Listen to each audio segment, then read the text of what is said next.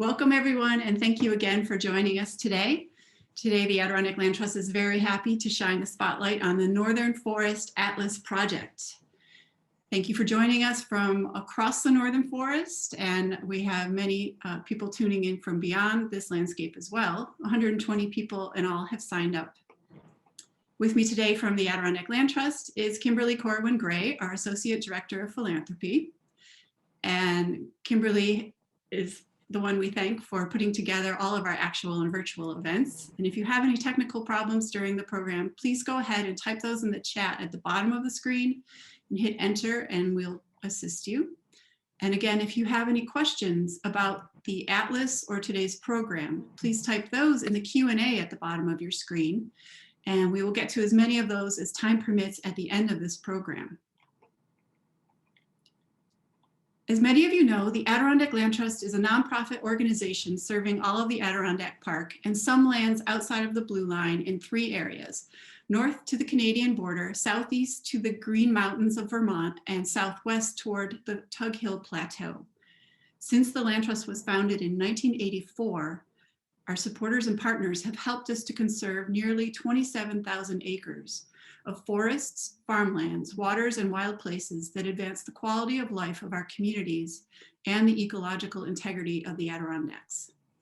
A second part of our work is to care for lands and waters, and we do that through stewardship of 1,200 acres that are currently in our own ownership, including the land you see in this Carl Heilman photo on the screen of 250 acres on the south side of Moxham Mountain overlooking North Creek, which we are currently holding for transfer to the Forest Preserve. And we also care for lands in partnership with 79 different landowners.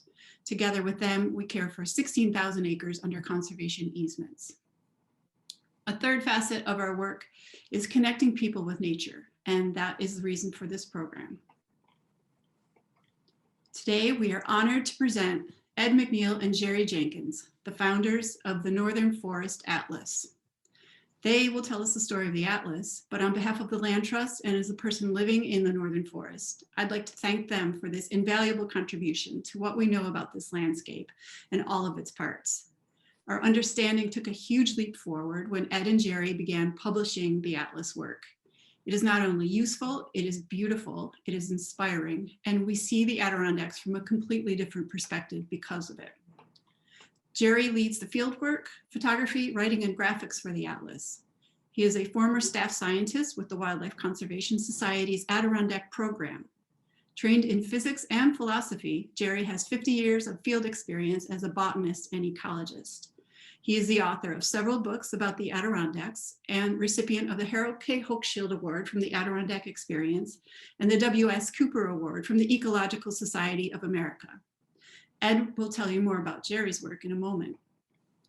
Ed McNeil is president of the Atlas Project and a past chair of the Adirondack Land Trust and the Adirondack chapter of the Nature Conservancy. Several years ago, Ed and Charlie Canham from the Cary Institute of Ecosystem Studies flew throughout the Adirondack Park for a nitrogen deposition study in an airplane Ed built especially for the project that allowed them to hop between small ponds with the agility of a dragonfly. And then Ed built another plane just for filming high definition video for the Atlas website. The Northern Forest Atlas would not have been possible without Ed and Jerry's very different and extraordinary set of experiences and skills. What they have in common is a love for the Adirondacks, a gift for telling stories, and a commitment to excellence in everything they do. It is my pleasure to turn the program over to Ed McNeil. Thank you, Mary, and to the Land Trust for hosting us. 10 years ago, a group of us decided Jerry Jenkins needed a board of directors, not to manage Jerry, but to support him and raise money to give him the time and space needed to move what was in his head into books and computers.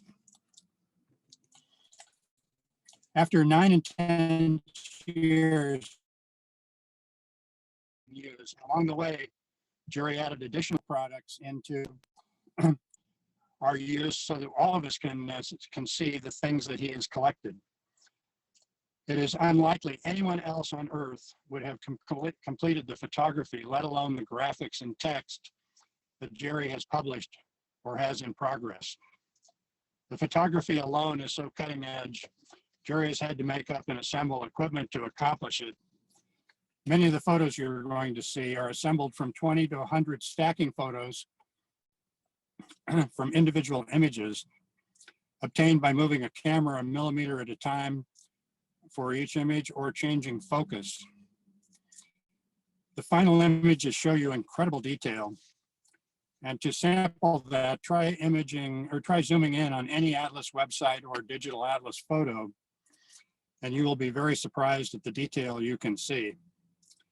The thousands of stacking photographs alone is extraordinary, but add Jerry's unique vocabulary and graphic imagery he uses to explain habitats and ecology, and you will begin to see Jerry's genius.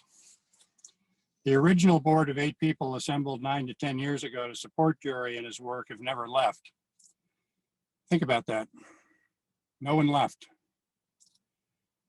And these are busy people with their own conservation or life priorities. That says chapters about the importance we all feel about Jerry's work and how important that work is to protect the northern forest in a changing climate. With great pleasure and respect, I introduce you to Jerry Jenkins and the Northern Forest Atlas Project. Thank you.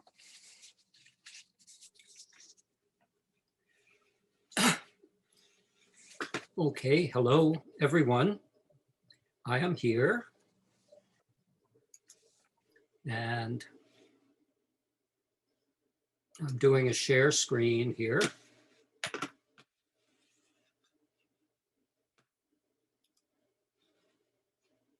And so the question is first, can I get a confirmation that I'm being heard? You are, Jerry. Thank you. Great. And we can see your screen. So 2 preliminaries. Much of what I'm going to talk about is in much more detail on our website. It is the Northern Forest Atlas, oneword.org. All kinds of good stuff there. A great deal of it, and I'll point it out as we go along, free and downloadable. That was a condition that I gladly accepted from our board and from our donors, get the material out there. The second thing is I will take the slides from this talk, which are in a PDF, and I will add captions to them. They won't be all the words, but they'll have some of that. And about a week from now, that will be up on our website. So if you want to look at the slides in detail and so on, that's another way to access it. The Atlas Project in 1968, I did my first professional work writing about conservation of landscapes and of the plants and animals in them. When the Atlas was created when we started talking about it in 2011, I had by that time done some 20 or 30 book-length reports on plants, animals, landscapes in conservation. And I'd also, with the wonderful assistance of the Wildlife Conservation Society and a number of Adirondack co-sponsoring entities, we'd done 5 books about some of my favorite landscapes, but also about climate change, about Adirondack geography, about acid rain. I was 66 at this time. I had written about the things that were most important to me. I had really said what I knew and I had to say. I was happy about how I said it. The question was, what next? Well, I had been saying since before I started conservation work, since back in the 60s, that I would write field guides. That is, tools that the next generation of conservationists could use. And it seemed to me it was high time that I did this. I said this in public. Ed came up to me afterwards and said, you need a board, a foundation, donors, and a business plan. Come see me tomorrow and we'll start. And that's really that's really the story of it. The people we recruited to guide the project, besides Ed, were Tim Barnett, Charlie Canham, Ray Curran, Mel Eisinger, Larry Master, Zoe Smith, Amy Vetter as board members, with Lee Keat as an ex officio but essential board member. You know, talk about going into the game with a fine roster. I mean, and they stayed with us. So enormous thanks to them. Likewise, a small pool of very dedicated donors has stayed with us this whole time, and enormous thanks to them. Without them, no project.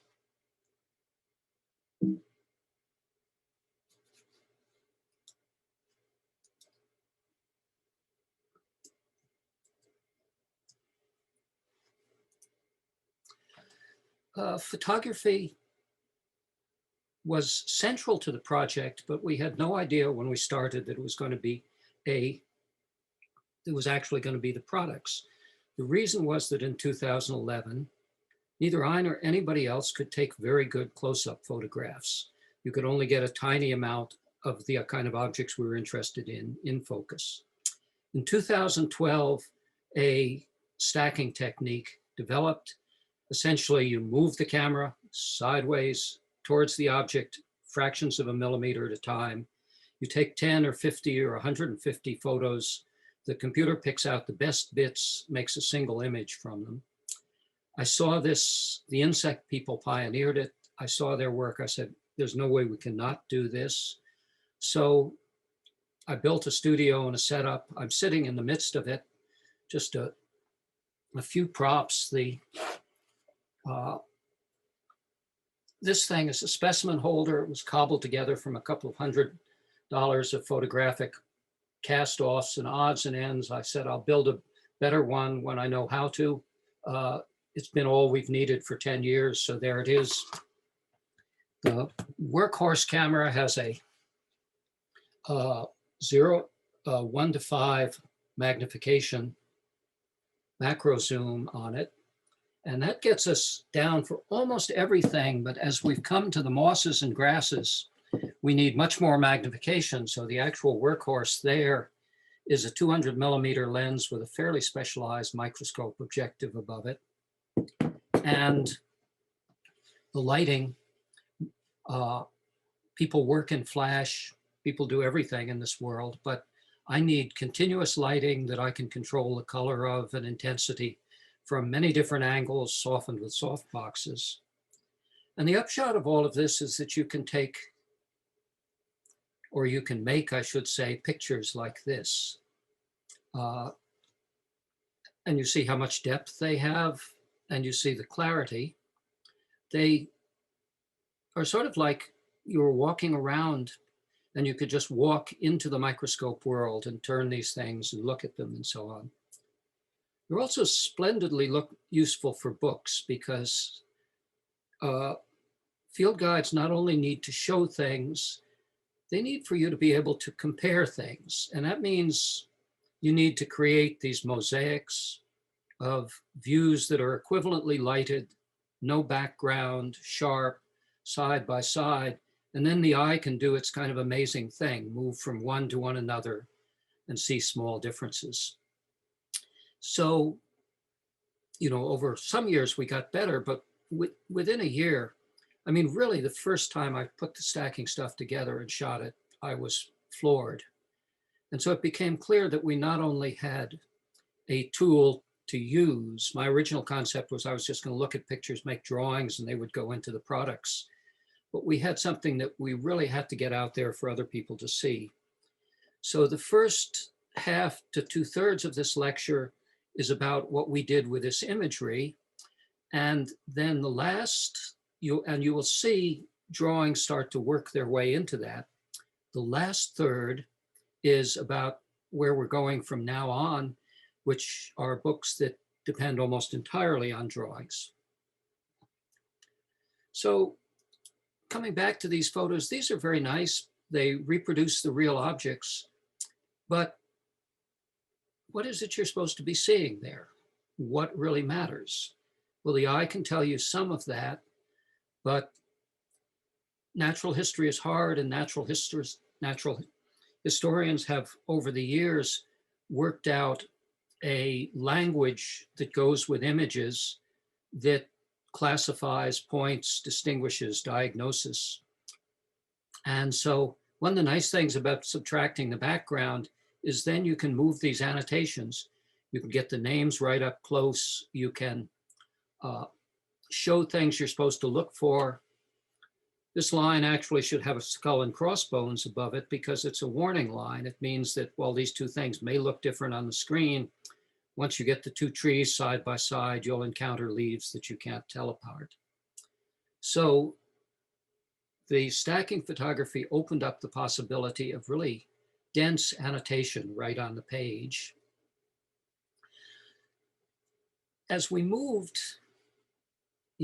and as we moved a little farther along, we realized that we needed other kinds of annotation that was done by drawings. So these are drawings and these are drawings. In this case, upper left, excuse me, with the sedges, we needed to suggest general features of groups that might be a little hard to pick out in the actual photos. So we started creating photos, drawings that spoke to a single group. In the case of the mosses, they're small. These leaves are only about 1 millimeter long. The parts get all mushed together.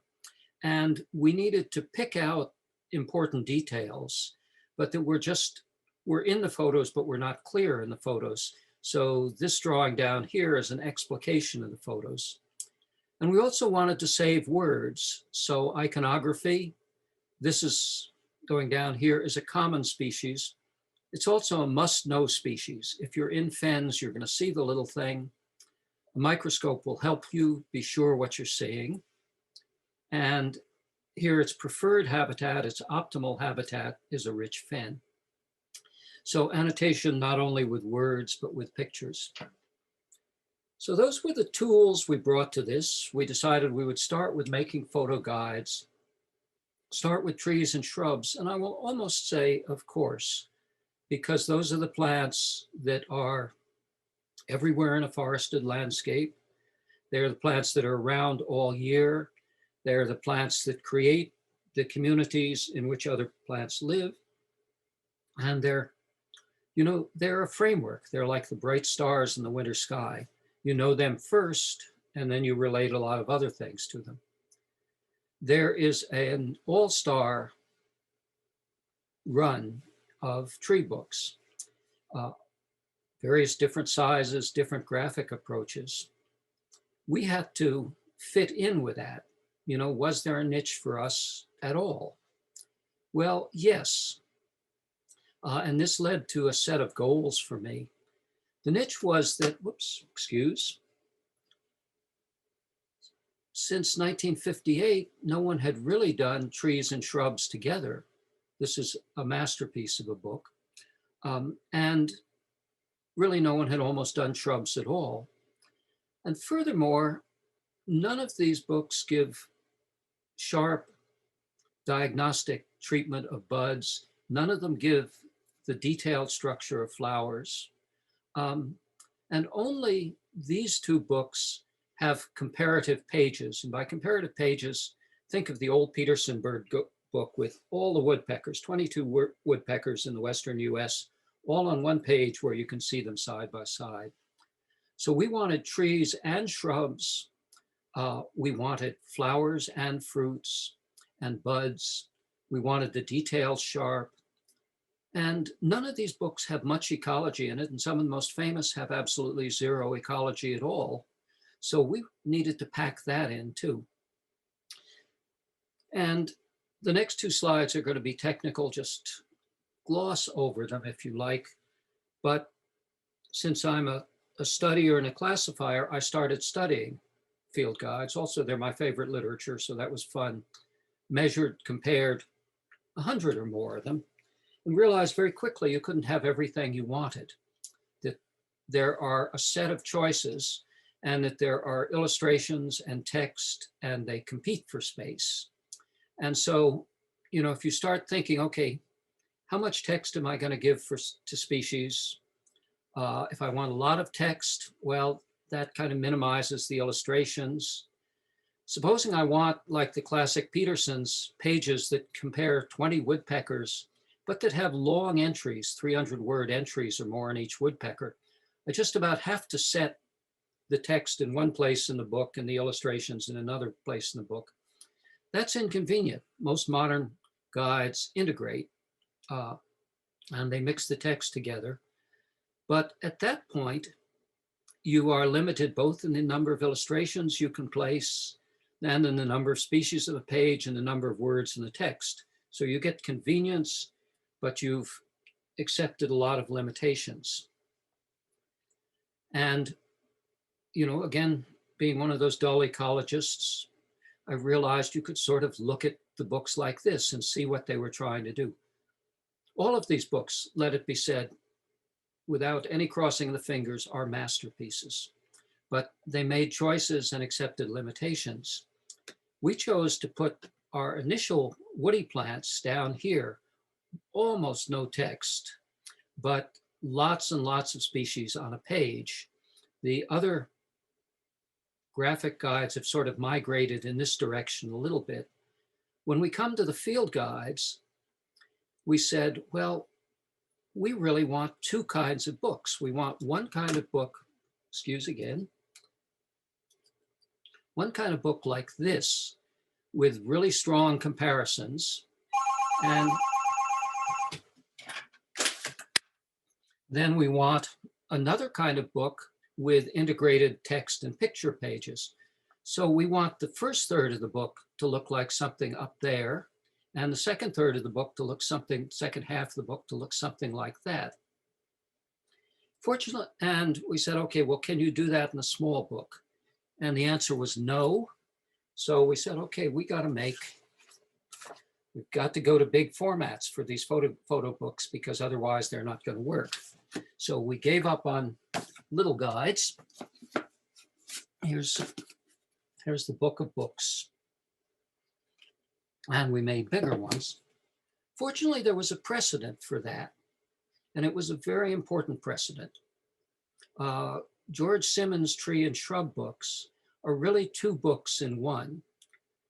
And what he recognized was that with plants, you have to, there are a lot of plants, so you have to help somebody find the page they want to. They want to go to 9-bark here, but they have to get there somehow, so they need navigation. Now, bird books just leave this out. In fact, 3/4 of my field guides around here just say, we don't have time for navigation. The reader can just flip through the pages. And that works fine with birds because if you have a heron, it looks like a heron. But in plants, you have quite unrelated plants in different families with very similar leaves or very similar fruits or buds. So you really have to have these character-based keys. So Simmons puts pictorial keys, we call them quick keys, in the first part of the book, and then he assembles everything about the 9-bark in another page. He didn't have time for text, so he left it out. But anyway, these, and we acknowledge this very gratefully, were our model for, we were really, when we did a sedge book, we're really redoing what George Simmons did. Here's a little of what it looks like. So in these photo guides, we start with character-based keys. That is, everything here has lobes, and this is not the full key. And it doesn't have much text, but it just says, look here, if it matches anything roughly like that, go to an oak. If it manages roughly like that, go to a currant. If you're really not sure if it's there or there, try them both. That'll work. It's better than flipping through 800 pages of moths in some of the old books to find the one you want. We also, by the third book, took time. We started adding ecological guides, eco maps, because the working botanists, and especially with hard plants, know pretty much what they can see in any given place.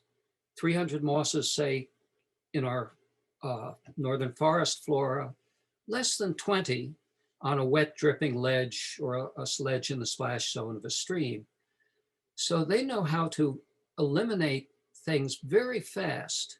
If you have a little forky thing like this, and it's on this kind of wet ledge, it's the liverwort metzgeria. No other questions asked.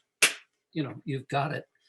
So we started adding ecological maps to either take you to possibilities or even better to eliminate a lot of stuff.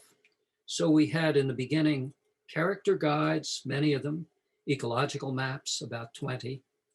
And then once you have a possibility, it moves you to systematic pages.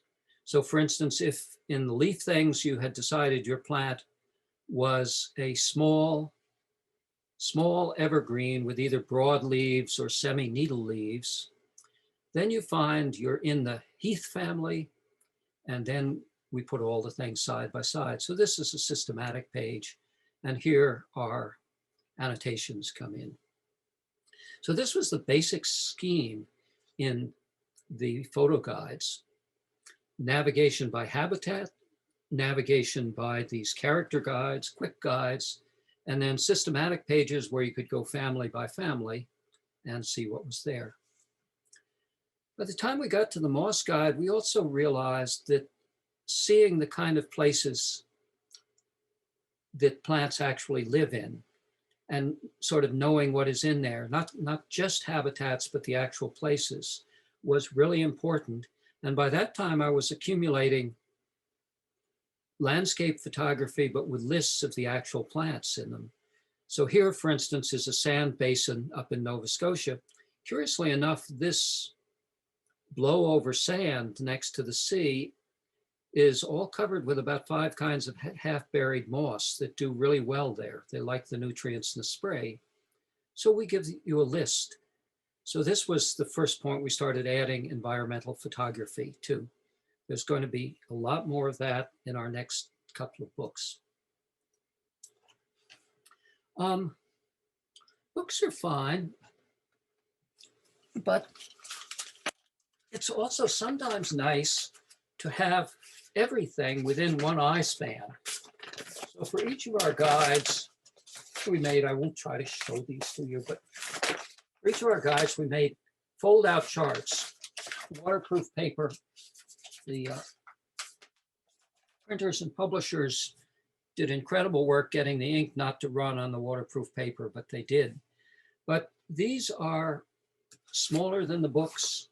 They are packable. They have everything within an eye span.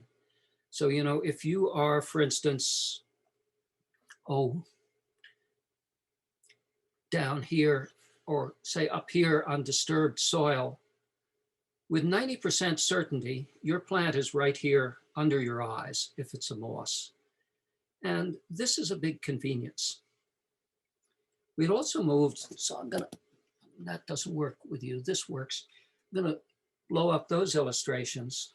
I'd also started to develop little, very abstract cartoon icons for species to illustrate these kind of landscapes.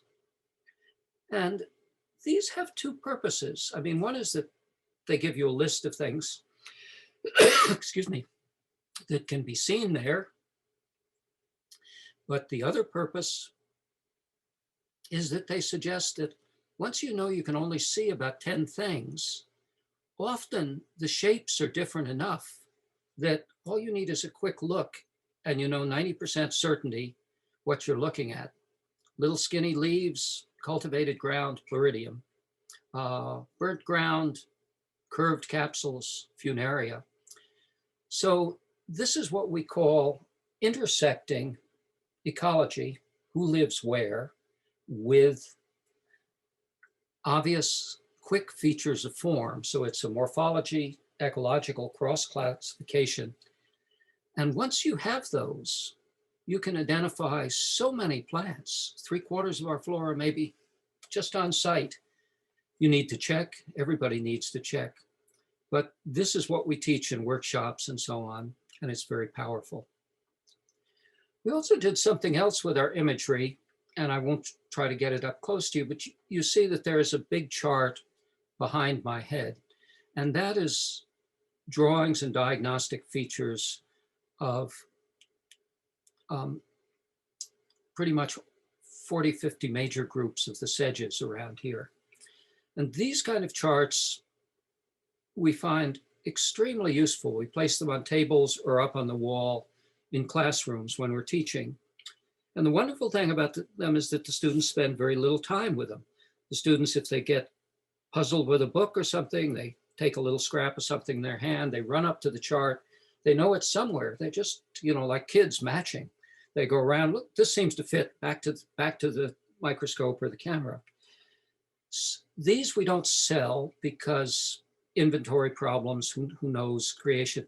We simply give away the files. And so if you have a large format printer, or if you can simply go to a Staples or a print shop, the files are free. We have several dozen of these charts for almost every group that we've worked on, and you can go and download them. Okay, well, I want to speak 2 minutes more, 3 minutes more about the last of our existing projects. And then I want to go to the frontier, which you'll see when we get there. All of this is very good, but we had at this point, we used maybe 800 pictures in a book. We had 20,000 pictures stacked, and we have lots and lots of field images of what things look like outside. Not room for them in the book. And the books are constant of battles between the page size, the words. Everything has to be put in. Everything has to justify its existence in the submarine, as it were. I wanted a format where I could just take all the rest of the good stuff and give it to you digitally. And so we created these digital atlases, and there's one to match each of our photo guides. There will be one to match the ecology book you're going to hear about in a little while. And they contain somewhere between 1,000 and 2,000 pictures each. And so we can do these kind of big comparative pages that we didn't really have room to do as well in the photo guides. And you can zoom in. And so these are the same image. So you'll see it like this, but you can zoom 2 or 300% in on these images because there's still detail. And then I can't do this with this because it's fixed, but you can pan all around and you can look at little things. And these things are great on a big sharp Mac like I have, but if you put them on an iPad where you can move around with your fingers, it's like you have a magic wand. It's like you can walk in the forest, plant to plant, point at any plant you want and tell it, double your size, and it doubles its size. You just pinch it out, pinch it in. So you have this incredible ability to, as it were, move among the plants. We have digital atlases for trees and shrubs is 1, sedges 2, mosses is 3, the grass one is on its way. Those first 3 are up on the website, free downloads. Put them in an iPad and life will not be the same. We also get to put in the digital atlases a lot of environmental pictures. And I think it's very important to know what things look like in particular places. So we've tried as hard as we can to label the provenance of each picture, where it came from. And so these also provide a tour through the northern forest. That's the picture that Mary started with. That's where we are now. 3 series, woody plants, sedges, mosses complete, each one with digital atlas, photo guide, charts. All of those 3 types of products have different virtues. Ray Curran says he likes them all. I like them enough to spend a lot of time making them. Let's see what you do. It's a pleasure to say, and a little bittersweet, this is the last photo guide we will do. This was my original plan. is to the grasses. And it's a wonderful place to finish simply because grasses visually have a different architecture than anything I had photographed. They tend to be layered, parts within parts. They tend to be highly branched in interesting ways. They're beautiful when they flower. So for the last 2 years, Brett Engstrom, Glenn Motzkin, Matt Peters have been gathering grasses right and left as fast as they can, shipping them here. I've been photographing them. We continued all through COVID and quarantine, you know, from some wonderful places. And it's just been fun. So this will be like the other grasses, like the atlases. Two things are a little bit different. One is that we have space in this book to put environmental photos right in the midst of the text, and that's going to make a very, very pretty book. The other is that grasses have a lot of genera. So, you know, sedges have only 13 grasses. We have about 70 genera in the book. Each one has a distinctive pattern, and those patterns are sometimes hard to cipher out. These are photos. This is an explanatory drawing of the parts that are in the photos. So for each genus, and here again down for Xanthoxylum, we have put a series of explanatory diagrams. They're meant to look very like the photos, but it's just easier to see the parts. And then we have a code for naming the parts that we use all the way through. So we have brought landscape photos and on the one hand, and then detail, almost micro scale drawings of what you see with your lens into the grass book. Future work. I started this to produce a field guide to the trees and the shrubs of the northern forest.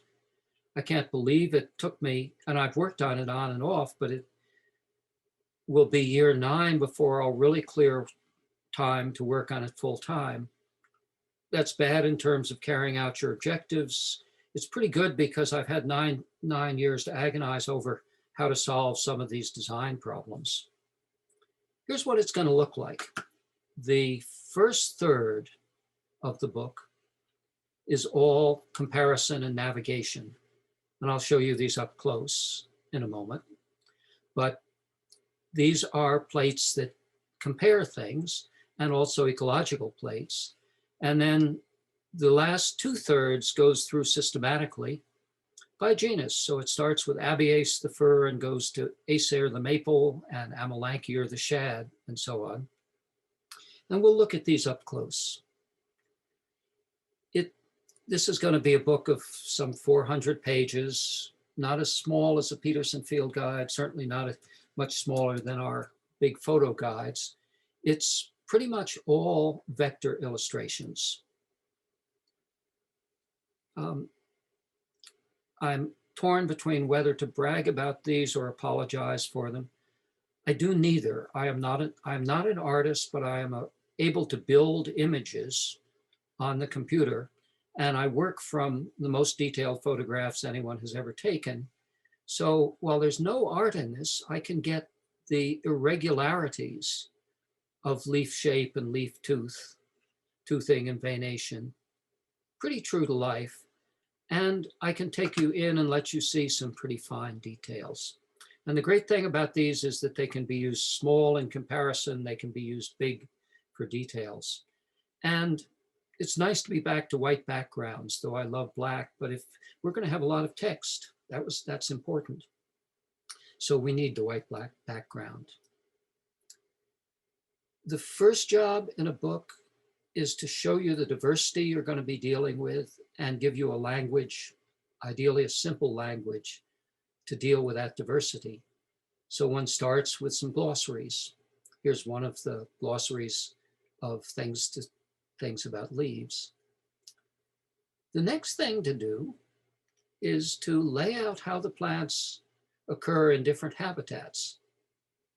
And we do this at different scales. So down here is a landscape sequence. This, showing roughly where different habitats live on, from all the way from valley to ridge and so on. And then the red ones are enlarged. And here come my plant icons again. Really simple representations.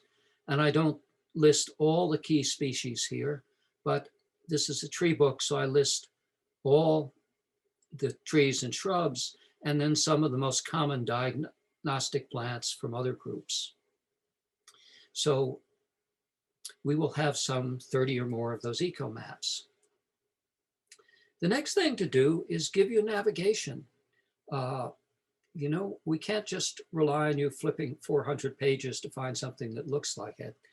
The navigation is so important because it is what working botanists do in their head as they approach a landscape and a plant. It's always landscape mixed with plant. So first we give you a guide to guides. Whoops, back. And if you had needle or scale leaves, and the thing about this again is that if that was a picture of a heron, you just go to the page with herons and you'd be in. But these are plants in some quite unrelated groups that just happen to look like that. So then we take you to a page that gives you diagnostics and suggests which genus you will go to. And I'm going to switch from scale leaves just because of the illustrations I had, because I wanted to show you a big genus. So suppose you've been looking at lobed leaves and went to maples. The first thing you encounter is a page for all the maples. And this is our big comparative page. This is the big all the woodpeckers page in this book. And so there are all the maples. And there on one page with these vector illustrations are the maples broken into groups with their leaves, there are buds, there are the flowers, which are quite variable and fascinating, and there are the fruits. And then over here is an atlas specialty. That funny little icon shows the basic life zones in the northern forest: alpine-zone, conifer, northern mixed woods, oak, boreal wetlands. And where the maples occur within those life zones is laid out. So you have the genus, an idealized genus projected over an idealized landscape cross-section.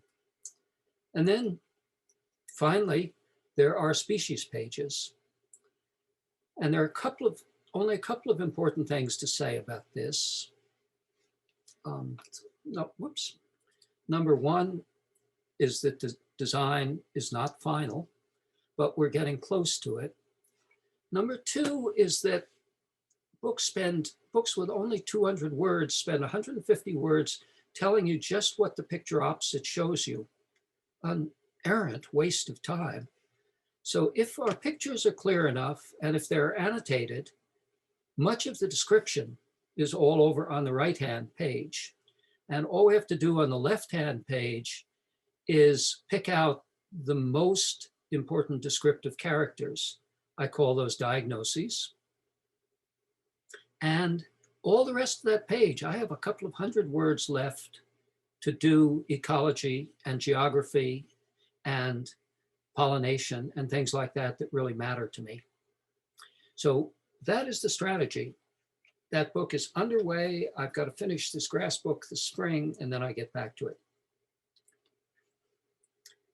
Now the frontier, and I have 5 minutes, so I'm going to do stuff. I don't have too many slides. I'm going to do them fast just to give you an idea, but look at the videos or come to the website in a week and find this lecture and you'll see more. This year was the COVID year. We couldn't teach in person. I had to create substitutes because teaching in person means not only talking about plants, but means walking through the woods, talking about, number one, how the woods are structured so that certain species can live there. But number two, much more important, how the species are all involved in remodeling the woods so that they can live in places that are just the way they want it. So these became ecological lessons. And the ecological lessons were just that. They were for people learning mosses and woody plants and sedges, but they're also a foreshadowing, and I'll show you how this works, of our next, the next book, but one which is a big book, which is on ecological pattern. So as you walk through the woods and you're trying to account, this is a lesson about boulders in the forest. You need maps. You need to know, and you've seen some things like this before, basically who might live on the boulders. So we make moss maps for different sorts of boulders. You also need a cheat sheet, flip cards. So you need to know who the ones you'll see every day, everywhere are, and be introduced to them. So there's your cheat sheet. But then it gets interesting. You get curious about these things. So why do the boulders differ so much? And this is where we move into territory that has been thought a lot about, but not drawn much or put into books. And here, my background in physics, micrometeorology, and things like that comes along. There's a core idea under all of this, which is that plants sit in one place and have things brought to them. And so the flows, the waiters at the table, the flows of energy, water, nutrients, soil, but even more important, biological material, propagules, competitors, litter, all of those flows are important. Those flows all move in the environment through wind, gravity, radiation. So you have to look at any habitat as a sequence of flow patterns. Once you've done that, you can start to pick out the vegetation's response. So here's an attempt to typify boulders and to show some of what the mosses do in colonizing them. Now, those were just lessons, and all of those lessons are free downloads, by the way. There are, I think, a total of about 10 done now. I've got more in the works coming. When we do this in a book, I think I may change the word graphic guide there to narrative guide, because I think this book will be approximately 20 stories, not all the habitats in the forest, but what it's like to walk through a habitat, what you may think about, what you may discover there. And the last 3 or 4 slides are just some quick pictures. If you walked here, you might want to know what it looks like from above and what the history of beaver flooding down here has been, and what communities it breaks into. You would also certainly want to either observe or speculate, and with me, they blend inextricably into one another, with how water moves around at different times, at different beaver levels, and so on. So you'd want to think of a flow pattern here. You would certainly want to see a plant map. And so here, the beaver meadow is divided into habitats. The plants are mapped out. But the plants just aren't sitting there. This was not a furnished house with cupboards into which someone unpacked the teacups and said, that's the teacup cupboard, we'll put them in there. And that model, the cupboards were pre-built and then the plants packed themselves in where they fit, was how I learned ecology. And it's perfectly fine, except that it's totally wrong. The plants build in these kind of landscapes almost the whole house. So then you have to think about what the plants actually do. You have to think about biological flows up at the top. You have to think about how the plants expand, how they establish individually, how they create canopies. And then down at the bottom, you have to think about these long, slow processes that build soils and organic matter. So you have to see the landscape not as a pre-configured situation into which plants arrange themselves, but you have to see it as a plant engineering project and a plant legacy. The plants generations before created the landscape in which the present plants live in. So you have to think about it as a set of biostructures. And then finally, to get this all clear in your head, you have to think about how the things that you are looking at here, for instance, or the PD beaver meadow here, how it is similar to, but differs from many other northern wetlands. So you start to have to compare these things across wetland types. Oh dear, I am a minute over my time. But I am done and for questions.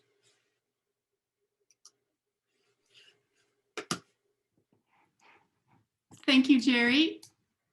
I've been monitoring the questions and the chat. And first, I'd just like to start with some of the comments that have been pouring in.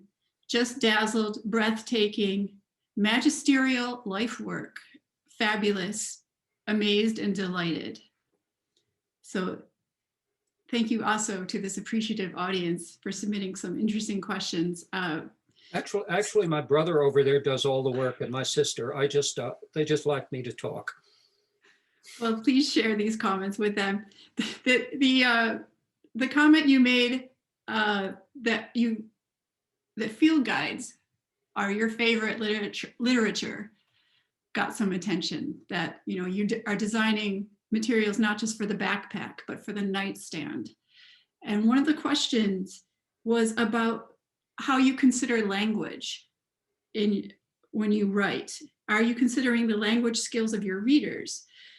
It seems that these guides would be useful to varying levels of language skills and accessible to general or novice audiences. It's a big question.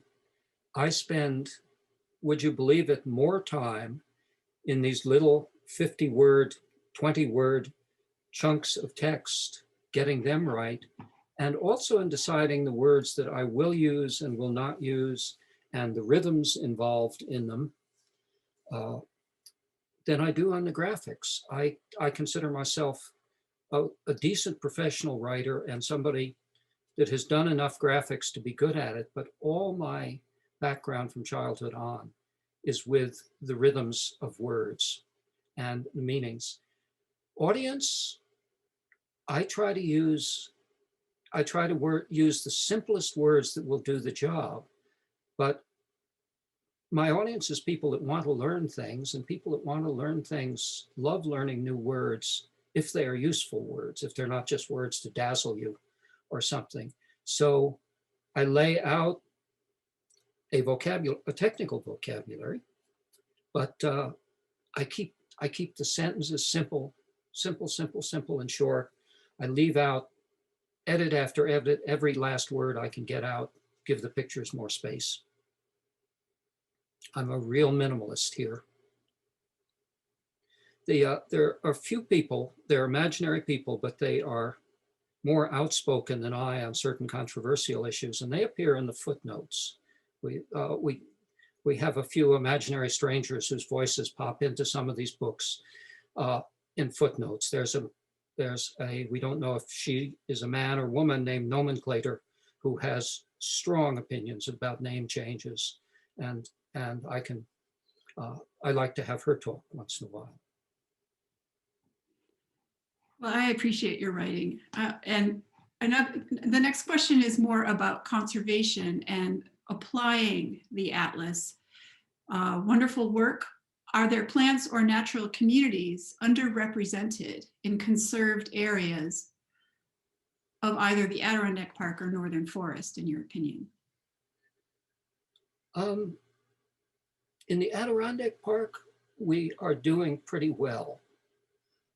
In the Northern Forest, as everywhere in Eastern North America, the habitats that have almost perished and are almost gone are those that were maintained by wildfire. And we had plenty of them in the north to the natural grasslands and prairies. They need attention, but we have lost so much. These books have two other jobs. They are made for the people to be used, but they are made to say, they're made to give flesh to the notion of biological diversity, to say, this is what it really means to have 200 sedges in a forest. Look at these beauties. And they're also, I'm afraid, meant to say, this is what we saw in the 2000s, and I hope you see it 30 years from now. But there are many things that I saw as a kid in the 50s and 60s, which I can no longer see. And so these are also meant as legacy, elegy, record, whatever you choose to call it.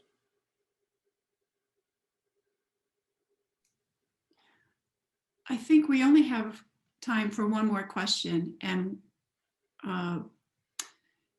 we have recorded all of the questions, and we will do our best to respond to them after the program. But Mary, send me some questions in the email or something like that, and I'll lay out quick answers to them. I'd love that conversation. It gets lonely here with the mice. So for the last question live today, these are just amazing. How can I support this project?